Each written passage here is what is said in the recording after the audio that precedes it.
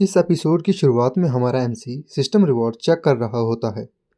वो एक पिल उठाता है और कहता है, मैंने इस फोर्थ ग्रेड पिल के बारे में काफ़ी सुन रखा है। इस पिल को रिफाइन करने के लिए कम से कम नेसेंट सोल लेवल कल्टीवेशन की ज़रूरत है। इस पिल को रिफाइन करने में top notch level materials use होते हैं। हमारे पूरे होंगमेंग सेक्ट में इन पिल्स का नंबर 5 से ज़्यादा नहीं होगा। लेकिन मुझे जो रिवॉर्ड सबसे ज़्यादा सेटिस्फाई करता है वो ये top notch heaven grade sword technique है। ये टेक्निक इंपीरियल लेवल टेक्निक्स में वन ऑफ द बेस्ट है। अगर मैं इस टेक्निक को अपनी अर्थ ग्रेड स्वॉर्ड से कंबाइन करूं तो मैं ऑलमोस्ट इनविंसिबल हूं। चलो इसका टेस्ट किया जाए। एमसी एक कैजुअल स्ट्राइक यूज़ करता है और पास वाली रॉक को कम्प्लीटली शैटर कर देता है। ये रिजल्ट देख के एमसी काफ़ी सेटिस्फाई होता है।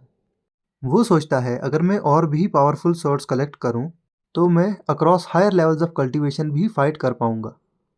अब टाइम आ चुका है जो सिस्टम ने मुझे कल्टीवेशन रिवॉर्ड की थी उसे डाइजेस्ट करने का। ये सब कुछ करने के बाद मैं एटलीस्ट ब्रेक थ्रू कर लूँगा to the fifth level of golden core realm. Next scene shift होता है होंगमेंग सेक्ट के बाजार की तरफ। यहाँ हमें एमसी के गद्दार डिसाइपल मार्केट में मज़े करते हुए दिखाई देते हैं। कुछ लोग एमसी के बारे में बात कर रहे होते हैं। मैंने सुना है सेवंथ पीक के एल्डर शाओ ने गोल्डन कोर रियल्म में ब्रेक थ्रू कर लिया है। मैंने सुना है कि एल्डर शाओ ने एल्डर वांग की हाल ही में बहुत बुरी तरीके से पिटाई की। एक फीमेल डिसाइपल बिल्कुल इन्फैचुएटेड होकर कहती है, मैंने सुना है एल्डर शाओ ने अपनी खुद की कल्टीवेशन सेक्रीफाइस करके अपने डिसाइपल की कल्टीवेशन में बहुत हेल्प की। दूसरी लड़की कहती है, एल्डर शाओ कितना हैंडसम और केयरिंग है, मैं बहुत जेलस हूँ उसके डिसाइपल से। ये सब सुनने पर इस टकले डिसाइपल का एक्सप्रेशन डार्क हो जाता है। वो सोचता है, क्या ये सब उस फीमेल स्लेव की बात कर रहे हैं। पीले बालों वाली लड़की गद्दार डिसाइपल से पूछती है, तुम लोग तो सेवंथ पीक से थे ना, फिर तुम वहां से क्यों चले गए। वो जवाब देता है, सीनियर सिस्टर इन अफवाहों पे भरोसा मत करो। वो शावशवान इतना कंजूस है कि हमारे पास और कोई रास्ता नहीं था वहां से जाने के अलावा। पीले बालों वाला गद्दार डिसाइपल ये सब सुनकर बिल्कुल भी खुश नहीं होता। उसे यकीन नहीं होता कि शावशवान ने गोल्डन कोर रेल्म में ब्रेक थ्रू कर लिया है। वो गुस्से से अपने हाथ में पड़ी पील बॉटल को मसल देता है और सोचता है कि इवन एल्डर वांग भी उसका ओपोनेंट नहीं है। और ये डिसाइपल को कल्टीवेशन टेक्निक इम्पार्ट करने का आखिर क्या चक्कर है।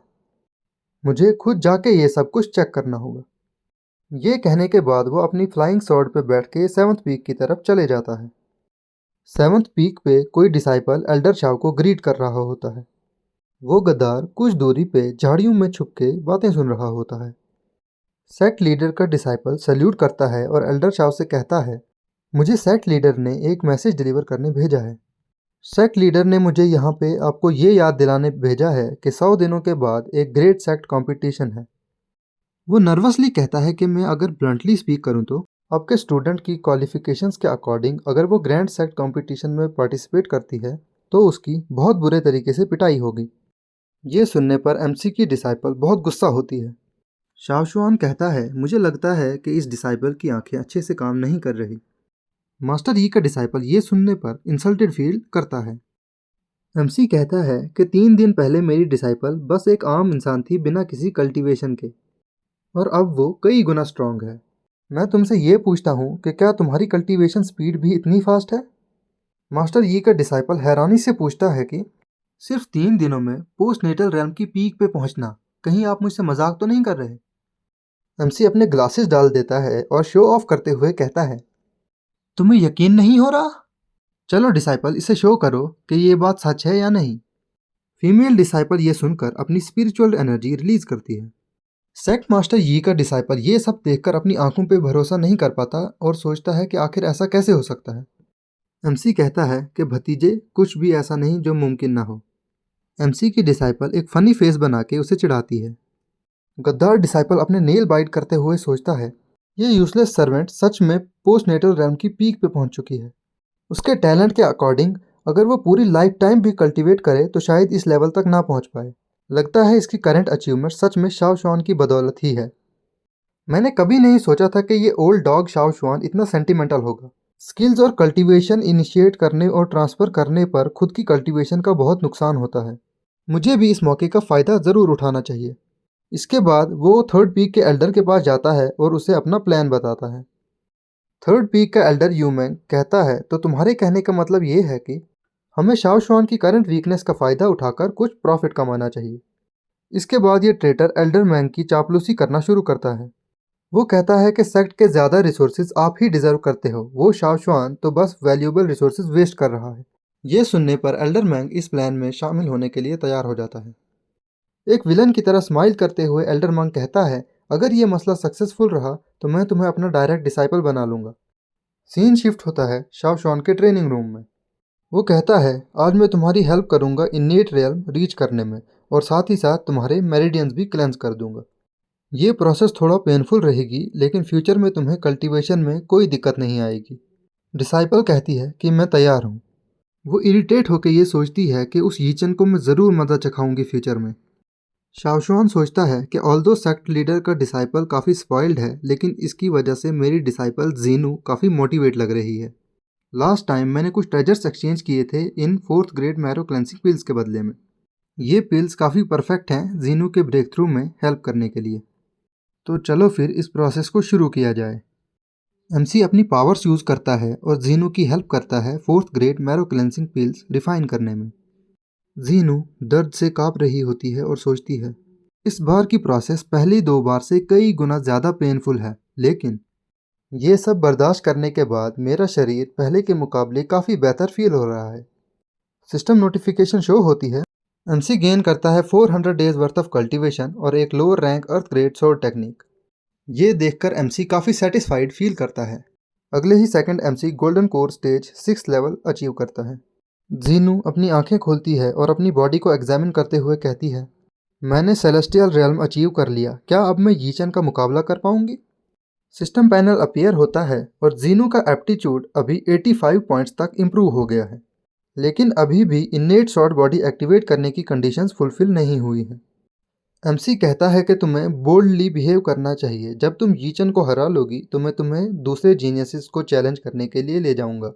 ये सुनकर जीनू काफ़ी खुश और एक्साइटेड दिखाई देती है। तभी बाहर से दरवाजे के खटखटाने की आवाज़ सुनाई देती है। क्या एल्डर शाह अंदर मौजूद हैं? जल्दी से बाहर आइए और देखिए, आपका डिसाइपल आपके लिए मेडिसिनल हर्ब्स ढूंढते हुए जख्मी हो गया है और अब वो क्रिटिकल कंडीशन में है। शाओ शुआन दरवाजे की तरफ बढ़ता है। जीनू सोचती है, क्या मेरे अलावा मास्टर का कोई और भी डिसाइपल बचा है? वो दरवाज़ा खोल के बाहर निकलते हैं और जीनू पूछती है, लिन हावरेन तुम्हें क्या हुआ? लिन हावरेन एक स्ट्रेचर पे जख्मी होने का नाटक करता है। उसके हाथ में एक स्पिरिचुअल अर्ब होती है और एल्डर मैंग भी उसके साथ ही आया होता है। लिन हावरेन फुल एक्टिंग मोड में अपना हाथ बढ़ाता है और एमसी को ड्रैगन ब्लड ग्रास एक्सेप्ट करने को कहता है। जीनू ये सब सुनकर गुस्से से कहती है, इस ट्रेटर ने ऑलरेडी थर्ड वीक ज्वाइन कर ली है, अब ये यहाँ पे क्या कर रहा है? एमसी चुपचाप ये सब ड्रामा देख रहा होता है। लिन हावरेन जो अभी भी एक्टिंग कर रहा होता है कहता है कि ये सब एक गलतफहमी है। मैंने थर्ड वीक सिर्फ मास्टर के लिए ये मेडिसिन ऑब्टेन करने के लिए ही ज्वाइन की थी। एल्डर मैंग के साथ आने वाले लैकीज भी एक्टिंग करना स्टार्ट करते हैं और लिन हावरन की मदद करने लगते हैं। एल्डर मैंग कहता है, ये सब कुछ सच है। इस डिसाइपल ने 3 दिन तक घुटने टेक कर मुझसे तुम्हारे लिए हेल्प मांगी। जीनू इन लोगों की बेशर्मी देखकर गुस्सा होती है और उनसे आर्ग्यू करने लगती है। एमसी जीनू के कंधे पर हाथ रख के कहता है, इस मैटर को तुम मुझ पे छोड़ दो। सिंस तुमने ऑलरेडी थर्ड वीक ज्वाइन की है तो अब तुम वापस यहाँ क्या कर रहे हो? क्या तुम सच में दोबारा मेरे पास आना चाहते हो? लिन हावरेन इनसिंसियरली एमसी से माफ़ी मांगता है और उसे ड्रैगन ब्लड अर्ब एक्सेप्ट करने को कहता है।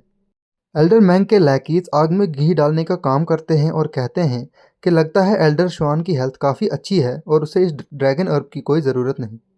एल्डर शाव, हम उम्मीद करते हैं कि आप जूनियर ब्रदर को हील करने के लिए एक फोर्थ ग्रेड स्पिरिचुअल अर्ब प्रोवाइड करेंगे। लिन हावरन अपना एक्ट जारी रखता है और पिल ना एक्सेप्ट करने का ढोंग करता है। एमसी ये सुनकर कहता है, हाँ, ऐसा किसने कहा कि मुझे उस दवाई की ज़रूरत नहीं? करंटली मैं बहुत ज़्यादा वीक हूँ और मुझे इस ड्रैगन ब्लड ग्रास की बहुत ज़्यादा ज़रूरत है। एमसी इशारा करके कहता है, डिसाइपल, मैंने जो भी कहा वो सच है ना? जीनू इशारा समझ जाती है और जवाब देती है, हाँ हाँ हाँ, मास्टर अभी सच में बहुत ज़्यादा वीक हैं। ये सुनकर एल्डर मैंग और उसका ग्रुप कम्प्लीटली स्पीचलेस हो जाते हैं।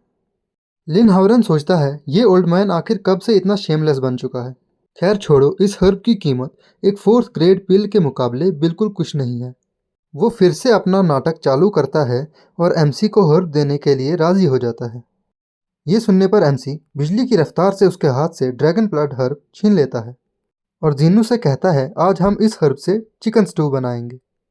सिंस एमसी जीनू को एक first grade dragon blood herb gift करता है तो सिस्टम इसके बदले में एमसी को एक second grade dragon blood herb gift करता है। लिन हावरेन अपने जख्मी होने का नाटक जारी रखता है और उसके लैकीज फेक कंसर्न शो करते हैं। जूनियर ब्रदर लिन ने अपनी जान खतरे में डालकर एल्डर शाव को बचाया, लेकिन एल्डर शाव फिर भी उसे रिपे नहीं करना चाहते। एल्डर मैंग अब आप ही जूनियर ब्रदर लिन की हेल्प कर सकते हैं। एल्डर मैंग अपनी अथॉरिटी शो करता है और एमसी के ऊपर प्रेशर डालने की कोशिश करता है। मेन कैरेक्टर आगे बढ़ता है और कहता है इतनी जल्दबाजी किस बात की है।